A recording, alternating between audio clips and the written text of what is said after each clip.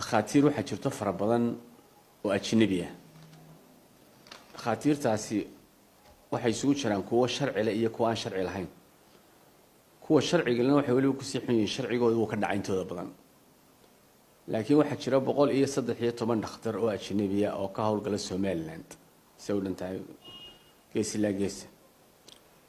113 kaasi qof qulaho xafiiska sharci ka haysta ma jiro. ساسترتيد قيلدي dadweynuhuna way badatay cabashadu aad bay u fara badatay dadkan maxna looga qaban waayay ninka ajnabiga ahi de ninku u turaya maaha isagu shaqooyinkiisu shaqaysanaya hadduu ku qalno uu ku qali hadaan ku qalno waliba waxyaaba aad meelaha qaarkood aad u xun waxa kamid ah dadka cusbitaalada leh heshiis bay la galaan inay siiyaan percentage wuxuu qalo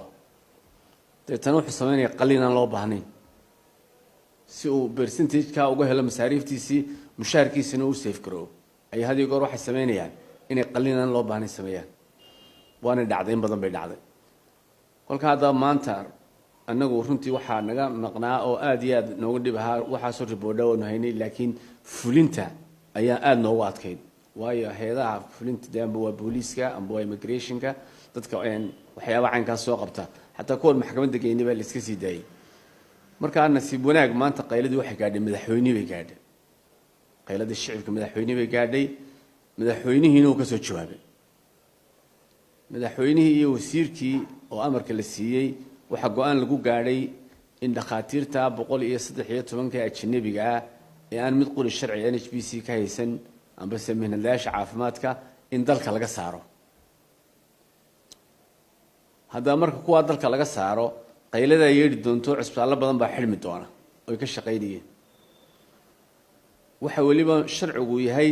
halkan haday noo soo doontaan imka sharci siin mayno marka sharciga u baahnaa markii hore Keeniyeen bay in sharciga weydiiyaan laakiin maanta sharci aan halkan ku siinna ma jirto nin walba dalkiisiiba ku noqonaya marka ninkaas dalkiisii ku noqdo ayaad xaq u leedahay inaad soo codsato oo isagu imina documentskiisa keento marka waraaqadiisa shahaadadiisa keento qofka lana waa saxna waa la keeni karaa kana aanu sixi weyneen lama keeno waayo waxaan la xiriirnaa jaamacadu wax ka bartay iyo meelu ka soo shaqeeyo dhamaan la xiriirnaa marka hore inuu dhakhtar wanaagsan yahay waan fasaxna haddaan dhakhtar wanaagsan hayna ma fasaxayno hadii goorna dhakhtarka wanaagsan gurigiisa ma dhaafo sababta xaafadiisa u baahan